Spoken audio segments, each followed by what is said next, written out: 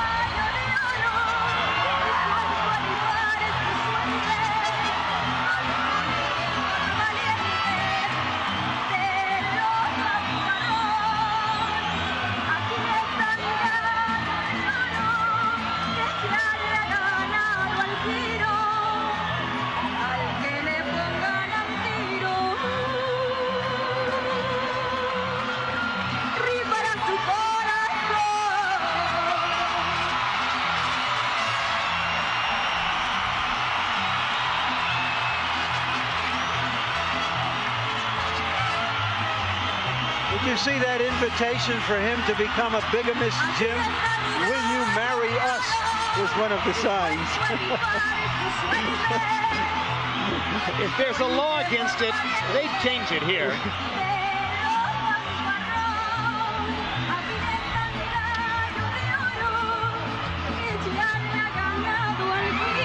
Well, if you're going to wear that outfit into the ring, you'd better be an unbeaten fighter. And Oscar is.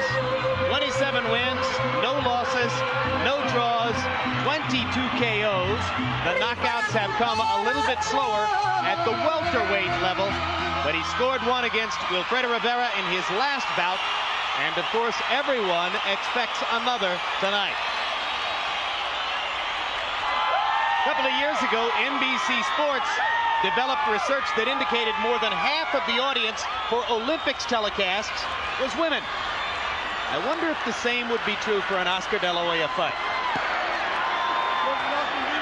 Check out our website at www.hbo.com/boxing. Check stats, score at home, chat with other fans, meet pretty girls. That's www.hbo.com/boxing. And now let's go up to Michael Buffer for the official introductions. Ladies and gentlemen, Top Rank Incorporated, along with your undisputed, undefeated king of beers, Budweiser. This Bud's for you. Present the main event of the evening. Sanctioned by the Texas Department of Licensing and Regulation, boxing coordinator Dick Cole, supervising inspectors Greg Alvarez, Craig Hubble, Henry Molina, Bob Simpson, and Henry Villagomez. Your physicians at ringside, Dr. Raul Rivera and Dr. Tom Alost. Timekeeper and counting for the knockdown seconds will be Mark Ortega and Frank Adams. The three judges assigned to ringside, scoring the bout on a 10-point must system are Alfred Asaro, David Chung, and Gail Van Oy. And when the bell rings, your referee in charge of the action, Lawrence Cole. And now, from the Sun Bowl, El Paso, Texas, are you ready? ¡Órale, damas y caballeros del Paso, están listos! For the 51,000 in attendance and the millions watching around the world, ladies and gentlemen, let's get ready to rumble!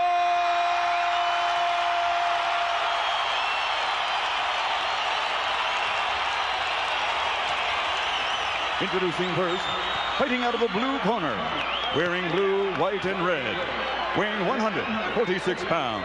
His professional record, 27 victories, with 4 defeats and 1 draw, and 23 of his victories are by knockout.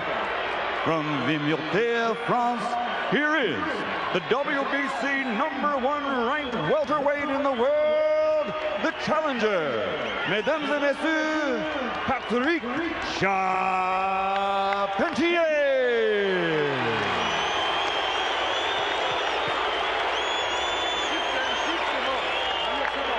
And fighting out of the red corner, wearing white with gold and weighing 147 pounds. In 1992, he captured Olympic gold, and now as a professional, he has a perfect record. 27 straight victories without a defeat, including 22 knockouts and 4 world titles. From East Los Angeles, California, presenting the former junior lightweight, former super welterweight world champion, and now the reigning and defending undefeated welterweight champion of the world, El Niño de Oro, the Golden Boy, Oscar de la Hoya.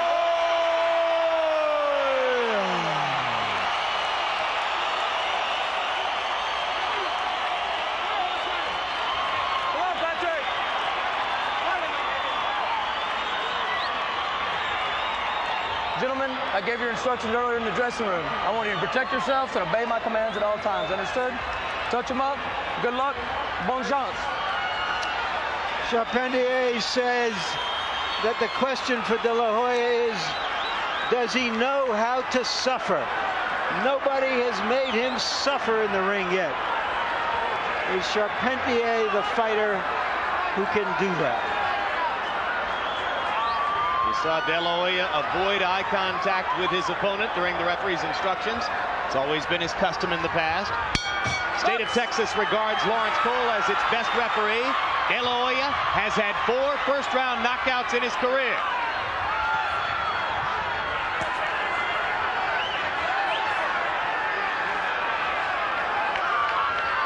Charpentier's hands very high, Roy, to deal with De La Hoya's jab. Yeah, but he reached for that first jab, and he's already wide open for Oscar's left hook. And there you saw Oscar try the hook because he thought it was open. First left hook of the bout for De La Hoya. De La Hoya's handlers, Gil Clancy included, thinking that the left hook to the body is likely to be available here tonight. Charpentier tends to extend his hands when he tries to come forward. Charpentier short with a couple of jabs. De La Hoya twice to the body, right and left.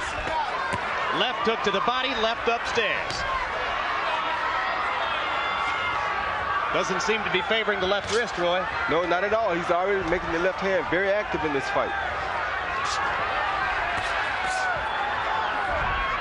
Charpentier mindful of pulling the right hand back quickly after he extended to throw the right cross. De La Hoya quite often uses the first round to sort of look and feel his opponent out and becomes more aggressive when the second bell rings.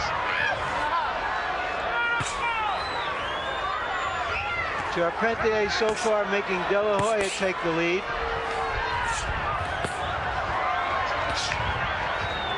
Charpentier using his right elbow to try to block the left hook to the body. De La Hoya surely will take note of that and think of coming back upstairs. Because his hands are on the side of his face so much, Charpentier, I think De La Hoya's left uppercut will be a big factor here too. Crowd responding to every De La Hoya movement. Very few clean punches landing here. Cautious first round for both fighters. Straight right hand lands for De La Hoya. 2 left hooks to the body.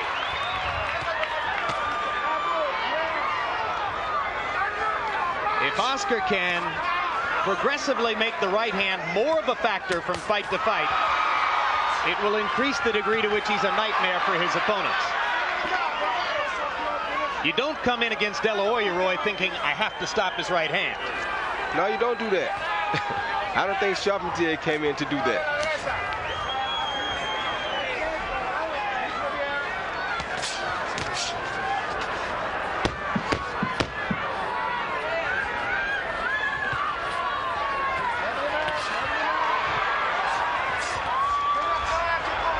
Roy Jones mentioned the left uppercut.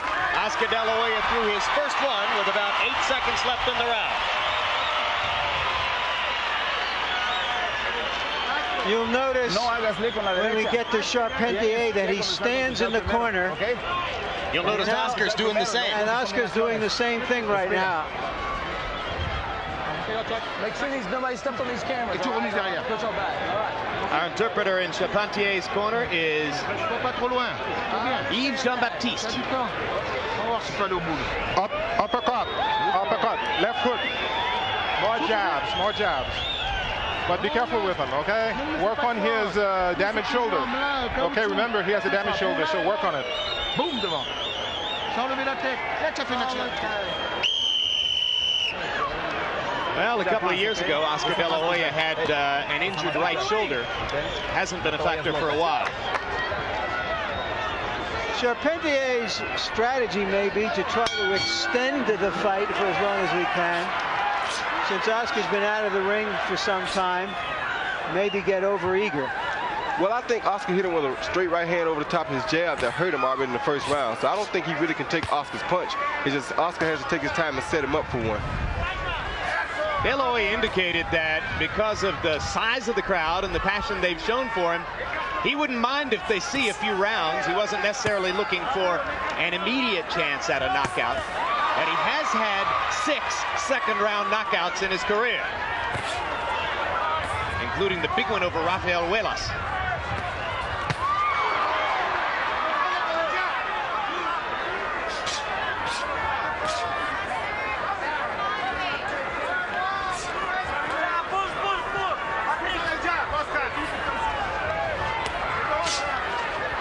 Charpentier so conscious of De La Hoya's left hand, he'll only throw his own left.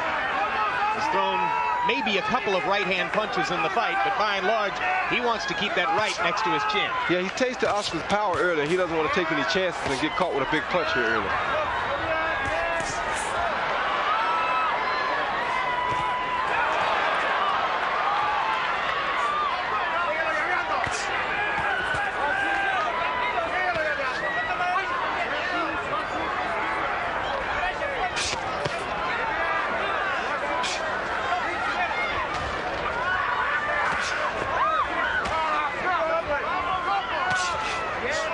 Oscar backing the Frenchman up with his jab, looking for a chance to land a power punch.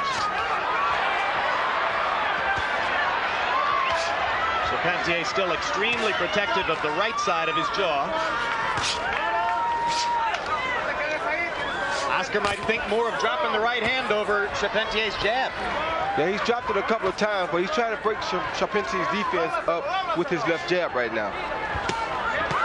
Hard left. Max Charpentier into the ropes.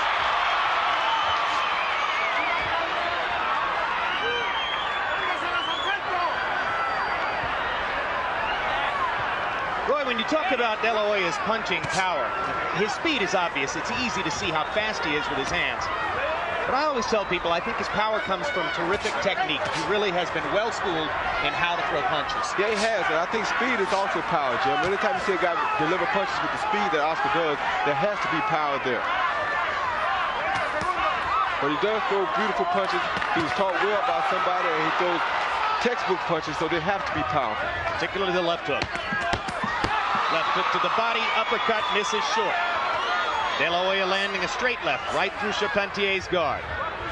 Charpentier is like a heavy bag here. He's just letting Oscar do anything he wants to do whenever he gets ready. Well, De La Hoya, father of, one-time lightweight fighter himself, and a huge force in Oscar's career. In fact, when Oscar fired trainer Emmanuel Stewart less than a year ago, it was because his father insisted he do it. And you see the staggeringly one-sided CompuBox numbers through 2 rounds.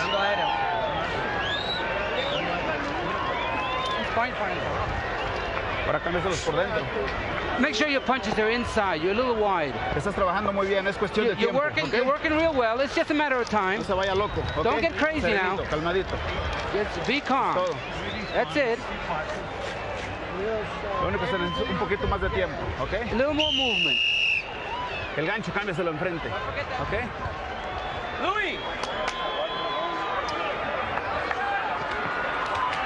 Louis! Alou!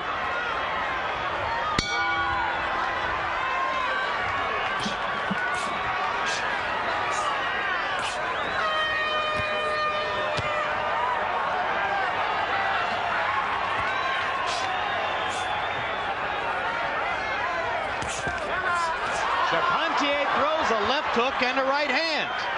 So maybe the Frenchman is going to open up and become a tiny bit more aggressive after plodding through the first 2 rounds, throwing jabs almost exclusively and using his right hand to protect against Oscar De La Hoya's left hook and left jab. Yeah, he came out and thought he really wants to start fighting this round. Let's see how long will it last. De La Hoya's cornermen, trainer Robert Alcazar, Gil Clancy, the whole camp, they like to refer to Charpentier as the piñata. And that's why.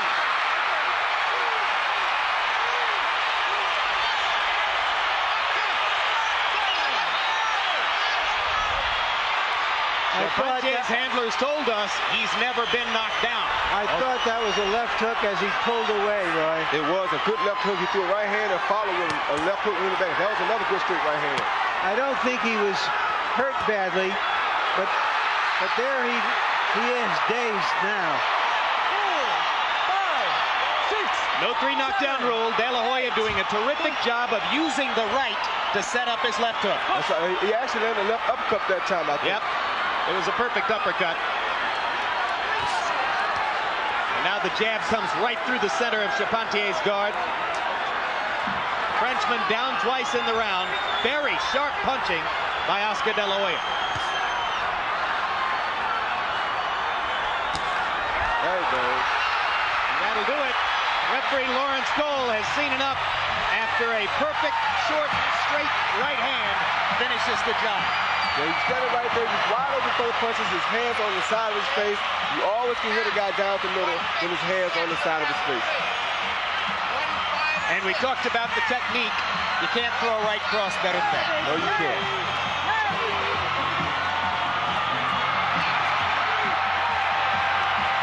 So they get what they want in El Paso.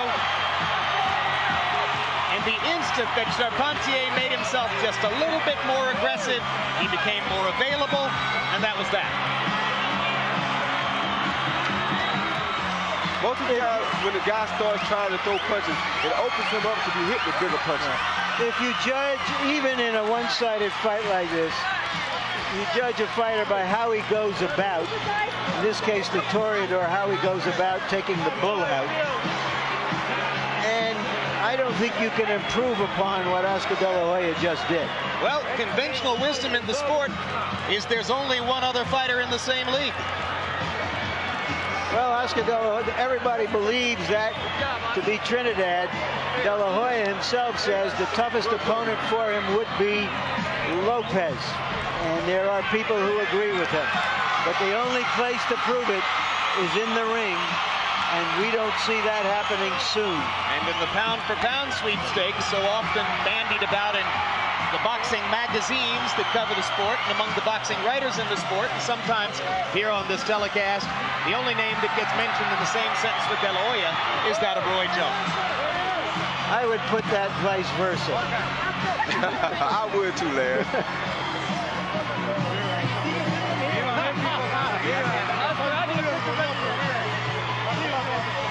Here's another look at knockdown number 1. Larry? There you can see the left hook, quick left hook, an 8-inch left hook. There you see it again from a different angle as Charpentier elected to come in and fight him a little bit and caught that left hook. The next knockdown, which we'll see momentarily, is the uppercut. Is the uppercut as Charpentier was protecting his outside from the left hook. Body, body, right up the middle.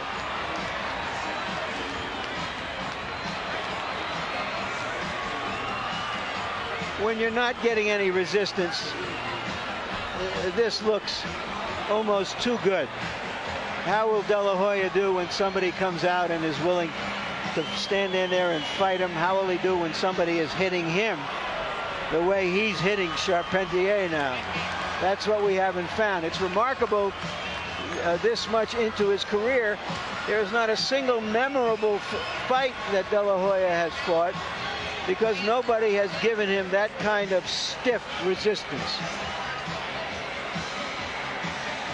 And the third knockdown, the perfect right cross. And at that point, it had become target practice because Charpentier, dazed from the first 2 knockdowns, no longer able to defend himself in the same way. Balance, timing, technique, all of it on display. Everything looks... Let's go to Michael Buffer for the official particulars on this one. At 1 minute, 56 seconds of round number 3, referee Lawrence Cole, following the 3rd knockdown, calls a halt to the bout.